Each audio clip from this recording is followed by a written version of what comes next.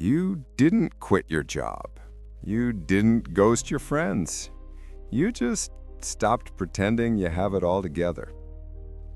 You wear the same sweatpants 3 days in a row and call it sustainable fashion.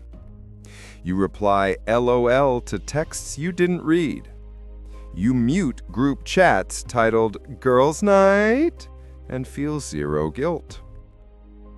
Your idea of self-care is closing the fridge and walking away without eating your feelings.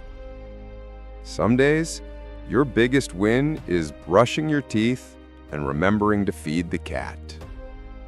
You're not lazy.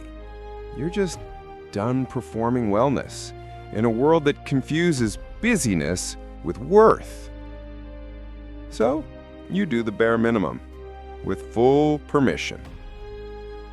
And weirdly, you feel lighter.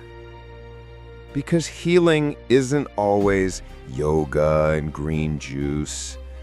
Sometimes it's giving yourself permission to be gloriously, unapologetically meh.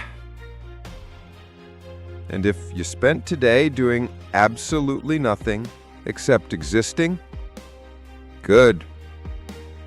That counts as winning.